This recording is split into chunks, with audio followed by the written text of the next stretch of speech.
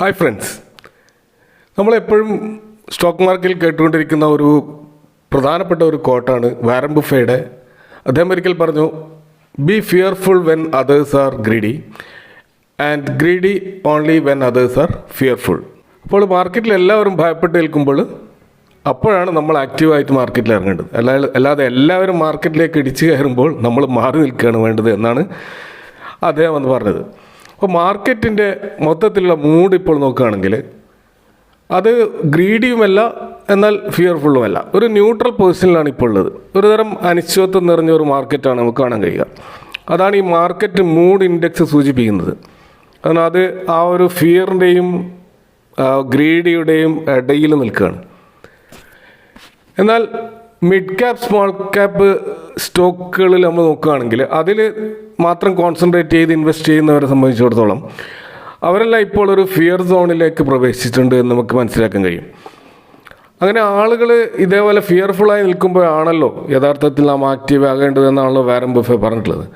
അപ്പോൾ ഇപ്പോൾ നല്ല പല മിഡ് ക്യാപ്പിലും സ്മോൾ ക്യാപ്പിലൊക്കെ ഉള്ള സ്റ്റോക്കുകൾ വളരെയധികം കറക്റ്റ് ചെയ്ത് നിൽക്കുന്നതായി നമുക്ക് കാണാൻ കഴിയും. കഴിഞ്ഞ ഒരു മാസത്തിനിടയിൽ നല്ല തോതിൽ കറക്ഷൻ നടന്നതായിട്ട് കാണാം. സ്വാഭാവികമായും ഇതൊരു ബൈങ് അവസരമാണ് എന്നാണ് എല്ലാവരും പറയുക. എന്നാൽ നമ്മൾ ഏത് മിഡ് ക്യാപ്പ് സ്റ്റോക്കിലാണ് ഇൻവെസ്റ്റ് ചെയ്യേണ്ടത്, അല്ലെങ്കിൽ ഏത് സ്മോൾ ക്യാപ്പ് സ്റ്റോക്കിലാണ് ഇൻവെസ്റ്റ് ചെയ്യേണ്ടത്, ഏതാണ് വാങ്ങേണ്ടത് എന്ന കാര്യത്തിൽ മൊത്തത്തിൽ ഒരു കൺഫ്യൂഷൻ ഇൻവെസ്റ്റേഴ്സ് ഉണ്ടാകും. കാരണം നമ്മൾ സ്റ്റോക്ക് സ്പെസിഫിക് ആയിട്ട് നോക്കുമ്പോൾ നമുക്ക് ആ സ്റ്റോക്കിൽ ഒരു ബുള്ളിഷ് ആവാൻ കഴിയാത്തൊരവസ്ഥ ഉണ്ടാവും. അപ്പോൾ നമ്മൾ വിചാരിക്കും നമ്മൾ ആ സ്റ്റോക്ക് വാങ്ങിയതിന് ശേഷം ഇനിയും ഇത് താഴോട്ട് പോയാൽ എന്ത് ചെയ്യും എന്നുള്ള ഒരു ഫിയറാണ് പൊതുവെ പിടികൂടുന്നത്.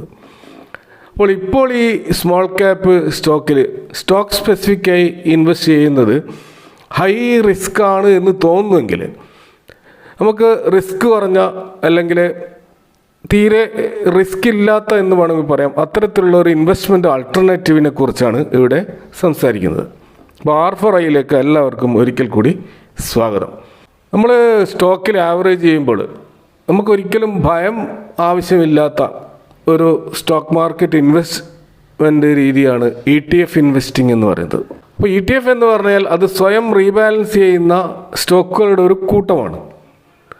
അപ്പോൾ അതുകൊണ്ട് തന്നെ ഈ ഇൻഡെക്സ് അല്ലെങ്കിൽ ഈ പറയുന്ന ETF ട്രാക്ക് ചെയ്യുന്ന ഇൻഡെക്സ് ഒരിക്കലും ഡീലിസ്റ്റ് ചെയ്യപ്പെടുകയില്ല. കാരണം ഏത് സ്റ്റോക്ക് മോശം പ്രകടനം നടത്തുമ്പോൾ അവിടെ പുതിയ ആ സ്റ്റോക്കിനെ ആ ഇൻഡെക്സിൽ ഒഴിവാക്കി പുതിയ സ്റ്റോക്കുകൾ അവിടെ കടന്നു വരും.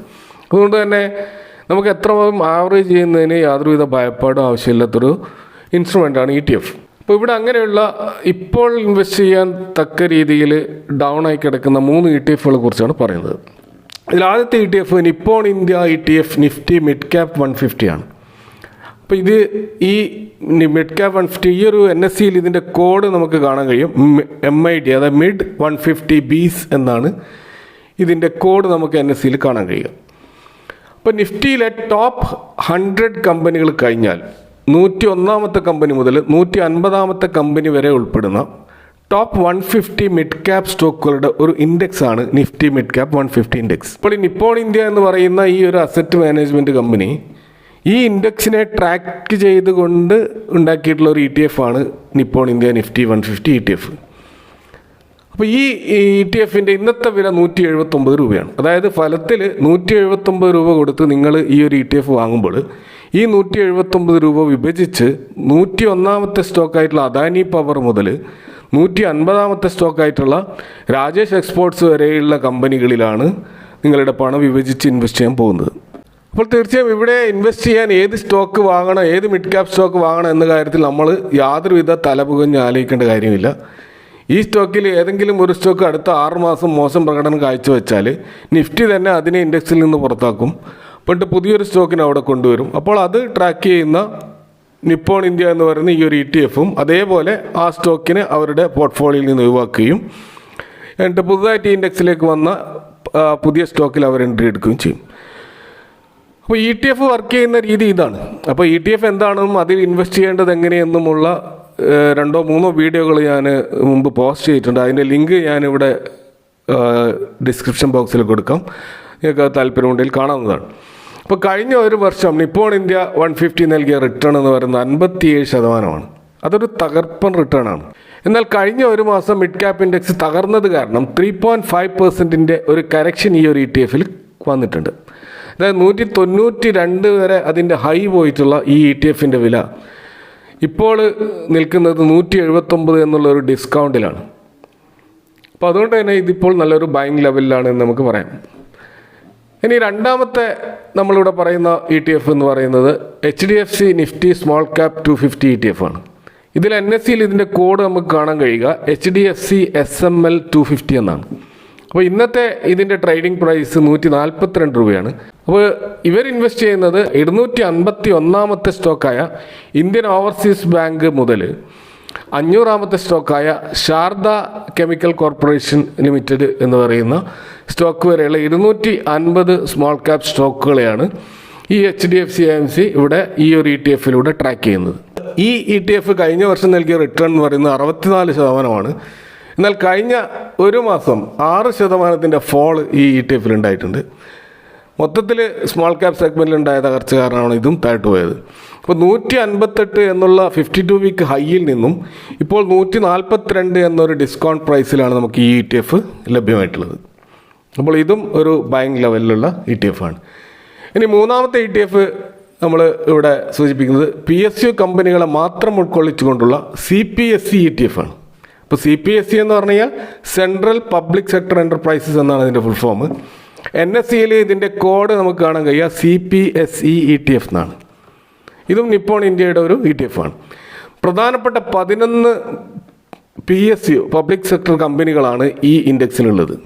ഇപ്പോൾ SJVN, NTPC, call India, Cochin shipyard, NHPC, NBCC അങ്ങനെ തുടങ്ങി നമുക്ക് പരിചിതമായ 11 PSU കമ്പനികളാണ് ഈ ലിസ്റ്റിൽ കാണാൻ കഴിയുക. അപ്പോൾ കഴിഞ്ഞ ഒരു വർഷം ഈ സ്റ്റോക്കുകളെല്ലാം കൂടിയിട്ട് അവിശ്വസനീയമായിട്ടുള്ള 104% ഒരു റിട്ടേൺ ആണ് ഈ ഒരു ETF നൽകിയത്.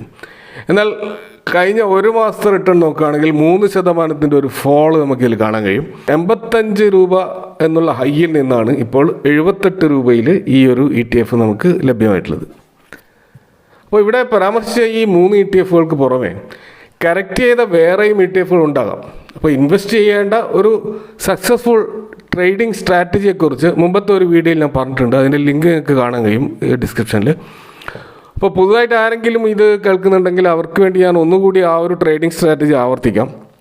അപ്പോൾ ഈ 3 ETF-കളും ഓരോ ലക്ഷം വീതം ഇൻവെസ്റ്റ് ചെയ്യാൻ ഉദ്ദേശിക്കുന്നുവെങ്കിൽ ആ 1 ലക്ഷത്തെ 5 ആയിട്ട് വിഭജിക്കണം. അങ്ങനെ ആകുമ്പോൾ 20,000 രൂപയാണ് ഓരോ ETF-ലും നമ്മൾ ആദ്യത്തെ പ്രാവശ്യം ഇൻവെസ്റ്റ് ചെയ്യുക.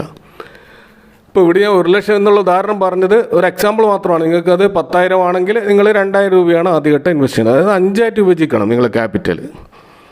അപ്പോൾ ഈ വാങ്ങിയ വിലയിൽ നിന്ന് 2% താഴോട്ട് പോയാൽ നമ്മൾ വീണ്ടും വാങ്ങണം. എന്നിട്ട് പിന്നെയും താഴോട്ട് പോകണമെങ്കിൽ നമ്മൾ ആവറേജ് ബൈ എത്രയാണോ അതിൻ്റെ 2% താഴോട്ട് പോകുകയാണെങ്കിൽ വീണ്ടും വാങ്ങണം. അതെങ്ങനെയാണെന്ന് ഞാൻ ഉദാഹരണത്തിലൂടെ വ്യക്തമാക്കാം. ഇപ്പോൾ നിപ്പോൺ മിഡ് ക്യാപ് 150 ആണ് നിങ്ങൾ ഇൻവെസ്റ്റ് ചെയ്യാൻ ഉദ്ദേശിക്കുന്നതെങ്കിൽ അതിൽ 1 ലക്ഷം രൂപയാണ് നിങ്ങൾ ഇൻവെസ്റ്റ് ചെയ്യാൻ ഉദ്ദേശിക്കുന്നതെന്ന് കരുതുക. അങ്ങനെയാണെങ്കിൽ നിങ്ങൾ ആദ്യം ഇത് വാങ്ങാൻ പോകുന്നത് 179 രൂപക്കാണ്. അന്ന് നമ്മൾ 20,000 രൂപയ്ക്ക് ഇത് വാങ്ങും. ഇനി ഈ 179-ൽ നിന്ന് 2% ഡൗൺ ആയി കഴിഞ്ഞാൽ ഇതിൻ്റെ പ്രൈസ് വരിക 175 രൂപയാണ്. അപ്പോഴും നമ്മൾ 20,000 രൂപയ്ക്ക് വാങ്ങുകയാണ്. അപ്പോൾ ഈ 2 പ്രാവശ്യം നമ്മളിങ്ങനെ വാങ്ങിയപ്പോൾ നമ്മുടെ ആവറേജ് പ്രൈസ് 177 ആയിട്ട് ആവറേജ് ചെയ്യപ്പെട്ടിട്ടുണ്ട്. അപ്പോൾ ആ 177-ൽ നിന്ന് പിന്നെയും 2% ഡൗൺ ആയാൽ അത് 173 രൂപ എന്നാണ് നമുക്ക് കാണാൻ കഴിയുക. ആ 173 രൂപയിൽ നമ്മൾ പിന്നെയും 20,000 രൂപയ്ക്ക് വാങ്ങും. അപ്പോൾ ഈ 3 പ്രാവശ്യം വാങ്ങിയതിൻ്റെ നമ്മൾ ആവറേജ് പ്രൈസ് നമുക്ക് ഇവിടെ കാണാൻ കഴിയുക 176 രൂപയായിരിക്കും. അവിടെ നിന്ന് പിന്നെയോ 2% ഡൗൺ ആയാൽ അത് ഏകദേശം 172 രൂപയാകും. അപ്പോഴും നമ്മൾ വാങ്ങണം. അപ്പോൾ മൊത്തത്തിൽ ഈ 4 പ്രാവശ്യം വാങ്ങിയതിൻ്റെ നമ്മുടെ ആവറേജ് പ്രൈസ് വരിക 175 രൂപയായിരിക്കും. ഇനി പിന്നെയും 2% ഡൗൺ ആയിക്കഴിഞ്ഞാൽ നമ്മൾ പിന്നെയും 20,000 രൂപയ്ക്ക് വാങ്ങുന്നു. അപ്പോൾ അന്നേരം നമ്മുടെ ഈ 2% ഡൗൺ ആകുമ്പോൾ പ്രൈസ് വരിക 171 രൂപയായിരിക്കും. അപ്പം അന്നേരം നമ്മൾ 20,000 വാങ്ങി. അപ്പോൾ നമ്മൾ ഈ മൊത്തത്തിൽ നമ്മൾ 5 പ്രാവശ്യം വാങ്ങിയിട്ടുണ്ടാവും. അപ്പോൾ ഈ 5 പ്രാവശ്യം വാങ്ങിയ ഈ പ്രൈസ് ഡിഫറെൻറ്റ് പ്രൈസ് ആയതുകൊണ്ട് ഇതിനെ മൊത്തത്തിൽ ആവറേജ് ചെയ്ത് കഴിഞ്ഞാൽ നമുക്ക് നമ്മുടെ ബൈങ് പ്രൈസ് വരിക 174 രൂപയായിരിക്കും. എക്സാക്ട്ലി പറയുകയാണെങ്കിൽ 174.66 എന്ന ഒരു പ്രൈസ് ആയിരിക്കും നമ്മൾ ബൈങ് പ്രൈസ്. അപ്പോൾ ഇങ്ങനെ ആകുമ്പോൾ നമ്മളെ 1 ലക്ഷം ഇതിൽ ഇൻവെസ്റ്റ് ചെയ്യാൻ ഉദ്ദേശിച്ചതാണല്ലോ. അപ്പോൾ ഈ 1 ലക്ഷം നമ്മൾ ഓൾറെഡി ഇൻവെസ്റ്റ് ചെയ്ത് കഴിഞ്ഞു. ഇനി നമ്മളെ കയ്യിലൊന്നും ഇല്ല ഇൻവെസ്റ്റ് ചെയ്യാൻ. അപ്പോൾ സ്വാഭാവികമായിട്ടും നമ്മളതിന് നിർത്താം. ഇനി ചിലപ്പോൾ ഇനിയും താഴോട്ട് പോയാൽ നമുക്ക് വാങ്ങേണ്ടതില്ല. എന്നാൽ ഇനി അത് മുകളിലോട്ട് പോകാനായിരിക്കും സാധ്യത കൂടുതൽ. അപ്പോൾ ഇനിയെന്നല്ല, അതിൻ്റെ ഇടയ്ക്കും ചിലപ്പോൾ മുകളിലോട്ട് പോകാനുള്ള സാധ്യതകൾ ഉണ്ടാകാം. എപ്പോഴും 2% കുറഞ്ഞു വരണമെന്ന് നിർബന്ധമൊന്നുമില്ലല്ലോ. അങ്ങനെ എപ്പോഴാണ് 5% മുകളിലേക്ക് പോകുന്നത്? ഇപ്പോൾ ഉദാഹരണത്തിന് ഇവിടെ നിങ്ങൾ 5 പ്രാവശ്യം ഈ 1 ലക്ഷം ഇൻവെസ്റ്റ് ചെയ്തിട്ട് നമ്മൾ 5% അപ്പാകുമ്പോൾ ഇതിൻ്റെ പ്രൈസ്, നമ്മളെ ആവറേജ് പ്രൈസ് 174 ആണെങ്കിൽ 5% അപ്പ് ആയിക്കഴിഞ്ഞാൽ ഇതിൻ്റെ ആവറേജ് പ്രൈസ് വരിക 183 രൂപയാണ്. ആ സമയത്ത് നിങ്ങൾക്ക് പ്രോഫിറ്റ് ബുക്ക് ചെയ്യാവുന്നതാണ്. അപ്പോൾ ഇത് 5% എപ്പോഴൊക്കെ ഉയരുന്നു അപ്പോൾ നിങ്ങൾക്ക് പ്രോഫിറ്റ് ബുക്ക് ചെയ്യാം. അപ്പോൾ ഇത് ഈ ഒരു ETF മാത്രം നമ്മൾ പരീക്ഷിച്ചാൽ നമുക്ക് കുറേ കാലം കാത്തിരിക്കേണ്ടി വരും പ്രോഫിറ്റ് ബുക്ക് ചെയ്യാൻ. എന്നാൽ നിങ്ങൾ പല ETF-കളിലും ഈ സംഭവം പരീക്ഷിച്ചാൽ, ഇപ്പം നമ്മളിവിടെ പറഞ്ഞ മറ്റ് 2 ETF-കൾ CPSE ETF-ലും സ്മോൾ ക്യാപ്പ് ETF-ലും ഇത് പരീക്ഷിക്കാം. ഇത് കൂടാതെ മറ്റ് ധാരാളം ETF-കൾ അവൈലബിൾ ആയിട്ടുണ്ട്. 10-15ഓളം ETF-കൾ നമുക്ക് സെലക്ട് ചെയ്യാവുന്നതാണ്. അങ്ങനെ സെലക്ട് ചെയ്യുമ്പോൾ നമ്മൾ ശ്രദ്ധിക്കേണ്ട ഒരു കാര്യം, അതിൻ്റെ ലിക്വിഡിറ്റി ഉണ്ടോ എന്ന് നോക്കണം. ആവറേജ് വോളിയം എത്ര നടക്കുന്നുണ്ട് എന്നുള്ളത് ചെക്ക് ചെയ്യണം. എന്നിട്ട് മാത്രമേ സെലക്ട് ചെയ്യാൻ പറ്റുള്ളൂ. രണ്ടാമത്തെ ഒരു കാര്യം ചെക്ക് ചെയ്യേണ്ടത് ബ്രോക്കറേജ് ചാർജസ് ഉണ്ടാവും. അപ്പോൾ ഈ ബ്രോക്കറേജ് ചാർജസ് നമ്മൾ ബീറ്റ് ചെയ്യണമെങ്കിൽ നമ്മൾ ക്വാണ്ടിറ്റി കുറച്ച് അധികമെങ്കിലും വാങ്ങണം. നല്ലൊരു എമൗണ്ട് ഇൻവെസ്റ്റ് ചെയ്താൽ നമുക്ക് ഈ ബ്രോക്കറേജ് ചാർജസിനെ ബീറ്റ് ചെയ്തുകൊണ്ടുള്ള ഒരു റിട്ടേൺ ഉണ്ടാക്കാൻ പറ്റുള്ളൂ. അപ്പോൾ ഈ ഒരു ട്രേഡിംഗ് രീതി നിങ്ങൾക്ക് ഏകദേശം മനസ്സിലായി കാണുമെന്ന് കരുതുന്നു. ഇതുമായി ബന്ധപ്പെട്ട് നിങ്ങൾ സംശയങ്ങളും അഭിപ്രായങ്ങൾ പങ്കുവെക്കുമെന്ന പ്രതീക്ഷ നിർത്തുന്നു. Thank you for watching. See next time with another video.